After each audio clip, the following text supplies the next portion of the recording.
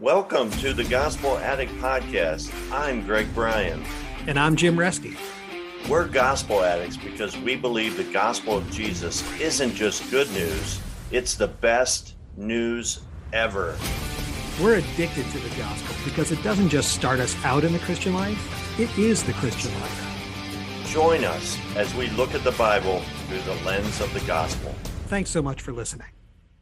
Ever feel like, life is one big obstacle course with surprise detours you never even knew were coming? Well, today we're diving into this whole concept of wisdom. And I don't just mean knowing a bunch of facts. I'm talking about that, that street smart savvy to navigate all those crazy twists and turns that life throws at you and come out, stronger on the other side. Yeah, totally. And you know what's really interesting about this deep dive? We're not digging through some old dusty philosophy book to find this wisdom. Right. We're tackling this with, get this, a Tim Keller sermon called Two Great Tests. Ooh, I like him. He's great. So 2 great tests. Okay. Yeah. And it's surprisingly relevant for, us today in the modern world. Okay, so let's unpack this a little bit.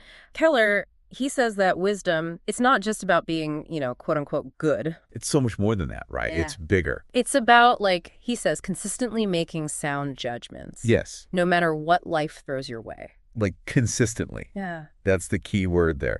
Because we could all make, a good decision here and there, but to really navigate life well, it's about that consistency. So it's like having that inner compass that's always pointing you in the right direction, even when, the path gets a little rocky. Exactly. And he even uses this, brilliant comparison. He talks about Agatha Christie's Miss Marple. Oh, I love her. Right. That, seemingly ordinary lady. Yeah. But with the mind of, a steel trap. She sees everything. She sees everything. And Keller says that wisdom is kind of like that. It's about really understanding human nature. And that includes, our own quirks and flaws and all that. And then taking that understanding and applying it to make choices that lead to, a good life. So it's not just about being smart. It's about being wise. Yes. Uh-huh. There's a difference. Yeah. Big difference. Okay. So we've got this idea of wisdom as this deep understanding of ourselves and the world around us.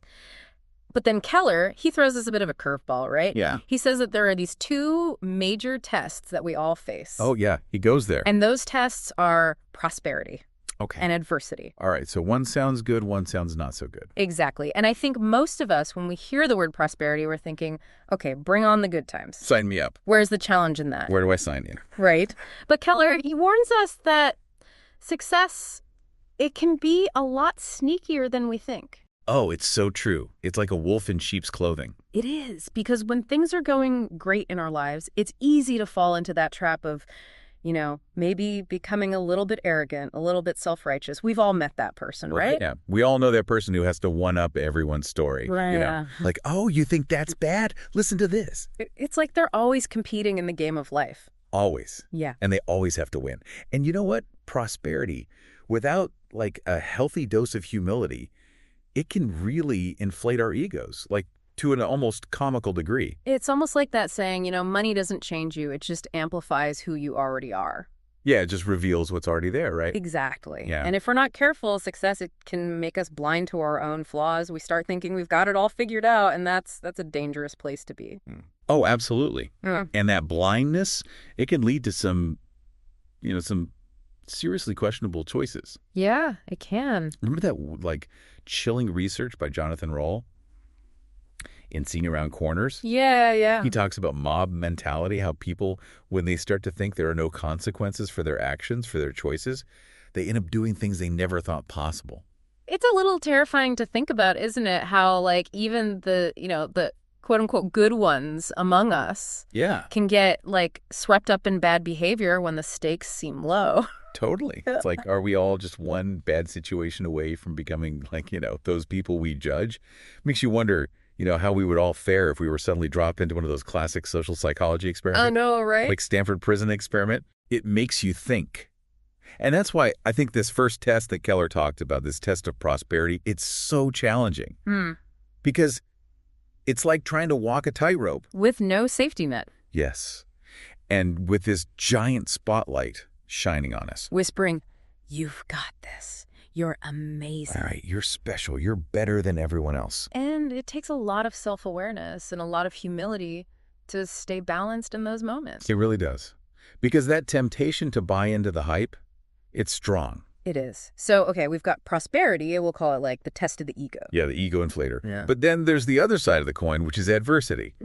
And surely when adversity hits, that's just plain awful. There's no silver lining there. Right? Yeah, what good could come from suffering, right? Well, suffering is never fun, that's for sure. Nobody wants to go through hard times. But Keller, he suggests that it can also be, and I'm going to use his exact words here, a crucible for wisdom. Ooh, a crucible for wisdom. Okay. It's intense, right? It is intense. But he's saying that suffering, it has this way of revealing what our lives are truly built on. What are we depending on? What's at our core? Where do we find our security? So it kind of melts away all the superficial stuff, all the distractions. Exactly. And shows us what's really at our core, what really matters. Yes, exactly. What are we left with when everything else is stripped away? What are we holding on to? A crucible for wisdom. I like that. Okay, so adversity is like this refining fire. What are some examples of this, like playing out in real life? Well, think about like the gut-wrenching pain of a romantic breakup. The worst. Right. It hurts like hell. I think we can all agree on that. But the level of our pain, how much we hurt, it often reveals how much we were depending on that person. Yeah. For our happiness. Yeah. For our sense of self-worth. It's like we put all our eggs in one basket and then the basket breaks. And then the basket breaks. Exactly. And we're left scrambling. And it's messy. And it hurts. But maybe in those moments, the pain is also exposing our need for something more, something greater than just like human love to really, truly fulfill us. So it's like the more we expected that relationship to fix us or to complete us, the more devastated we are when it ends. Exactly. It's like our expectations were in the wrong place. So maybe it's a painful wake-up call. Yeah. But maybe also a necessary one. Exactly. And sometimes adversity, it doesn't just like expose our own personal idols, the things we're putting our hope in, but it can also expose societal ones. Keller, he brings up the Nazi occupation of the Netherlands during World War II. Oh, wow. Yeah. Heavy stuff. Yeah. But he talks about how even though a lot of Dutch citizens, they knew what was happening. They knew their Jewish neighbors were being rounded up or being taken away, but fear kept them silent. Self-preservation. Yes, exactly. It's hard to even fathom the kind of moral dilemmas that people faced in that situation, the pressure to conform, to look the other way. It's unfathomable. But Keller, he uses this example to show how easily, our values, our convictions, the things we say we believe. Yes. Yeah. Can be compromised, can crumble under pressure when we start prioritizing our own comfort or our own safety over what we know is right. So it's a sobering thought to think that adversity can reveal, the fragility of our convictions, not just individually, but as a society. So we've got these two, like, seemingly opposite tests, prosperity tempting us with pride and adversity tempting us with fear and compromise. How are we even supposed to navigate these extremes? It's a lot, right? It is a lot. It feels like you're constantly dodging landmines. Right. Like you're damned if you do, damned if you don't. But that's where, Keller, he seems to suggest that the gospel offers like a way through. But I'm curious, what does that even look like practically? So it's not just about knowing the right answers. It's about having the right posture, the right heart as we face whatever comes our way. Exactly. And that's where the gospel offers us a truly different way to live. It's not about earning our way to the top or avoiding pain at all costs. It's about embracing this radical idea that we are loved unconditionally, flaws and all, and that love has the power to transform us from the inside out. It's like we're not defined by our successes or our failures, but by this unshakable love that pursues us, even in the darkest of times. That's a pretty powerful thought, wouldn't you say? Absolutely. And it's a truth that can radically change how we view not just these big tests of prosperity and adversity, but every aspect of our lives. So how do we practically apply this to those everyday moments? I mean, it's one thing to talk about it in theory, but how do we actually live this out? That's where Keller gets really practical. He doesn't just leave us with these big, lofty ideas. He gives us some tangible ways to cultivate this kind of gospel-centered wisdom in our lives. Okay, so let's dive into that. What are some practical things we can do, starting today, to develop that crucible for wisdom mentality? It's all about those daily habits, right? Like, we wouldn't expect to run a marathon without putting in the training beforehand. Right. Cultivating wisdom, it's kind of similar. It takes intentionality. It takes practice, the small, consistent steps. Okay, so no magic pill for wisdom. Got it. But seriously, what are some concrete things we can do? Keller mentions using the gospel as a lens for how we view our experiences. How does that actually work in the daily grind? Well, he uses this great example when he's talking about prosperity. He says, I'm paraphrasing here, but he's basically like, look, I don't care how much the world is sucking up to you. I don't care how amazing your resume looks, how much money you've made. In the eyes of God, you're a sinner in need of grace, just like everyone else. Wow, talk about a reality check. It's so easy to, get caught up in those external validations, isn't it? To let our bank accounts or our job titles become the measure of our worth. Totally. We've all been there, right? Right. But Keller's point is that the gospel, it levels the playing field. It does. It reminds us that our identity, it's rooted in something far more secure, far more lasting than our achievements. So it's like the next time that promotion comes through or we get that big bonus, instead of letting it go to our heads, we can take a deep breath and remind ourselves, this is awesome, I'm grateful, but it doesn't define me. My worth, my identity, it's found in something much deeper. Yes, exactly. It's about holding those successes, those achievements with an open hand, acknowledging God's role in them and letting them, fuel generosity, fuel gratitude, rather than arrogance. So instead of bragging about our latest win, maybe we take a friend out to celebrate or use some of that bonus to bless someone in need. It's like turning that potential for pride into an opportunity for generosity and love. Exactly. It's incredible how the gospel can transform not just our hearts, our internal world, but our actions as well, like how we actually live in the world. Now, let's talk about the other side of the coin, adversity. We touched on this idea of rubbing salt in the wound and clinging to God's love even when it hurts. But honestly, that's way easier said than done, right? How do we actually put that into practice when life feels like it's falling apart around us? Well, Keller, he stresses the importance of actively reminding ourselves of God's character. Okay. Especially when we're tempted to doubt his goodness, question his plan. He reminds us that God, he's a perfect parent. And like any good parent, he disciplines us, not out of anger, but out of love. So it's like that saying, God doesn't waste a hurt. Even in the midst of our pain, he's working something good, something transformative in us. Exactly. And that doesn't mean, we have to pretend everything is okay or slap on a fake smile when we're hurting. It's okay to grieve. Mm-hmm. It's okay to lament. Yeah. To ask those hard questions. Yeah. But Keller, he encourages us to do all of that within the context of God's love. So it's okay, God, this really hurts. I don't understand why this is happening, but I'm choosing to trust you. I'm choosing to believe that you're working in this, even if I can't see it right now. Exactly. It's about wrestling with those raw emotions, honestly, authentically, but always bringing them back to the truth of who God is and how he loves us. Now, I imagine there are some listeners out there thinking, this all sounds great, but what about those times when the pain is so intense, it's hard to even think straight, let alone remember any of this? What advice does Keller have for those moments? Yeah, those moments are real and they're tough. And that's where, those daily habits we were talking about earlier, they really come in. Okay. Keller, he says it's absolutely crucial to cultivate this posture of dependence on God in the everyday moments, Okay. So that when those really, really big tests come, we're not caught off guard. It's like we're building up those spiritual muscles before we actually need them, right? Exactly. So we're not trying to figure out how to lean on God for the first time when we're already flat on our faces. Precisely. And one of the most practical ways to do that, one of the best ways to build those muscles is to cultivate a consistent habit of prayer. Okay. Yeah. And I'm not just talking about those, quick bless his food prayers. I'm talking about real, honest conversations with God. Yeah. Throughout the day. So it's God, I'm feeling super overwhelmed with this project at work. I need your wisdom. I need your guidance. Or, God, I'm so heartbroken over this situation with my friend. Please comfort me and show me how to love them well. Exactly. It's about inviting God into those everyday moments. Yeah. Into the nitty-gritty of our lives. The messy stuff. Yes. Sharing our fears, our joys, our struggles, our hopes, everything. And I imagine, the more we do that, the more natural it becomes to turn to him when those bigger, those scarier challenges inevitably come our way. Absolutely. Like you were saying earlier, it's like building a muscle. The more we exercise that muscle of faith, of dependence on God, the stronger it becomes. And the more equipped we are to face whatever life throws at us, both the good and the bad. Okay, so we've talked about prayer.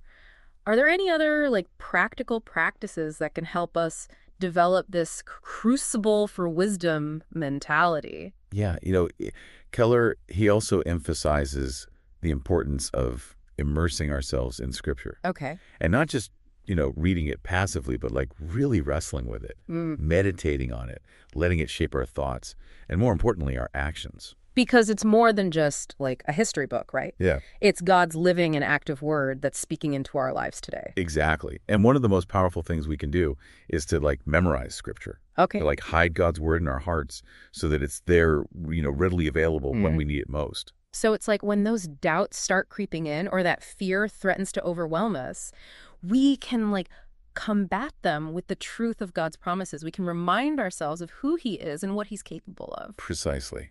It's like having, an arsenal of spiritual weapons at our disposal. Yes. Ready to combat those lies and fears that can so easily derail us. It's like, nope, Satan, not today. I know the truth and I'm standing firm on it. Yes, exactly. Yeah. And you know what? The more we saturate our minds and hearts with God's word, the more those truths, they become a part of who we are.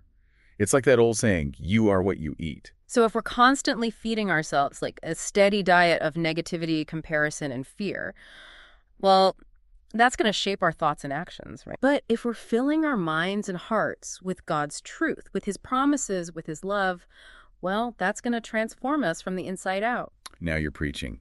And that's what this whole crucible for wisdom thing is about, isn't it?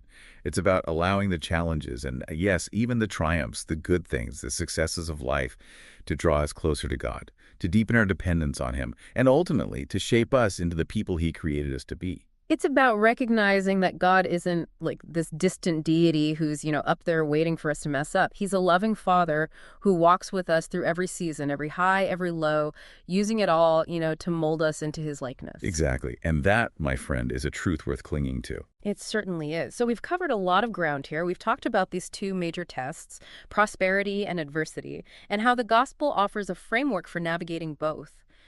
We've also explored some practical ways to cultivate this crucible for wisdom mentality in our everyday lives. But before we wrap up, I'm curious, what's one final provocative thought you'd like to leave our listener with? It strikes me that this whole idea of wisdom, of facing these tests, these challenges of prosperity and adversity, and facing them well, it's not just about us, is it? It's about how we impact the world around us, how our own journeys, they ripple outwards. That's such a good point. It's like our own personal, our own individual journeys of growth and transformation. They have this ripple effect, don't they? They touch other people. Exactly. Like if we've learned to, to navigate prosperity with humility and generosity, it's going to impact how we treat other people. It'll change how we use our resources, how we view success in general. Totally. And on the flip side, if we've allowed adversity, those tough times, to like really drive us to a deeper dependence on God, to shape us into more compassionate, more empathetic people, well, that's going to influence how we respond to the suffering of others. Right. Because we'll get it. We'll be able to offer genuine comfort and hope because we've walked through those fires ourselves. We know what it's like. It's like our own experiences of being refined in the crucible, of going through those trials. They equip us in a way to come alongside other people who are going through their own fires. Yes. And we've been there. Yeah, we can offer a hand to hold, a listening ear, a shoulder to cry on, because we've been there. We get it. And even more than that, we can point them to that same unshakable hope that carried us through, because we know it's real. That's such a powerful thought, that our own, individual journeys of wisdom, they're not just about us. They have this potential, to impact generations to come, that the way we live our lives, the choices we make, they have a ripple effect that extends far beyond ourselves. It's like that verse in Proverbs, it says, the fruit of the righteous is a tree of life, and the one who is wise saves lives. Like our wisdom, our own growth, it has this power to breathe life into those around us. And you know what I think is really cool about all of this? Is that we don't have to have it all figured out to make a difference. We don't have to be these perfect, wise sages to have a positive impact on the world. Oh, thank goodness, right? Because who among us really has it all figured out? Exactly. In fact, maybe it's in our weakness, in our brokenness, that God's power is most clearly seen. That's so true. It's like Paul says, my grace is sufficient for you, for my power is made perfect in weakness. When we can really embrace our limitations, when we can acknowledge our need for God, that's when he's able to do his most transformative work, not just in us, but through us. So it's not about, striving to be perfect or like having all the answers. It's about just showing up authentically, flaws and all, and allowing God to use us, messy as we are. Because you know what? In those imperfect, messy moments, there's this incredible beauty, this raw authenticity that can resonate with other people in a way that, perfection never could. It's true. It's like people can spot a fake a mile away, right? Totally. But when we're real about our struggles, about our doubts, our victories, it kind of invites other people into that same vulnerability. Totally. And in that shared space of vulnerability, that's where the magic happens. That's where true connection happens. That's where true transformation happens. So it's less about like impressing people with our wisdom and more about inspiring them with our humanity. Yes. 1,000 times. With our willingness to be real. Exactly. It's about being those, the approachable, relatable guides who say, hey, life is messy. We don't have it all figured out, but we know the one who does. And we're here to walk this journey with you every step of the way. Now, that's a message I think we can all get behind. So as we wrap up this deep dive on wisdom, on navigating the ups and downs of life with grace and with courage, what's one final provocative thought you want to leave our listeners with? If wisdom is about making those consistently sound judgments, like those choices that lead to a good life, a life that's aligned with what's true and what's good and what's beautiful. And if those judgments, those choices, they're shaped by our values, our beliefs, our experiences, well then what are those core values that are shaping your choices? What are the lenses through which you're viewing the world? And how are those lenses impacting your ability to navigate both the highs, the mountaintops, and the lows, those valleys of this one precious life we've been given? That's a great question and a great place to leave it for today. Thanks for joining us for this deep dive. We'll see you next time. Thanks for listening to this episode of the Gospel Addict Podcast. Feel free to contact us via email at gospeladdictpodcast@gmail.com. Stay tuned for our next episode, and remember, on your worst days, you're never beyond the reach of God's grace, and on your best days, you're never beyond the need of God's grace. See you next time.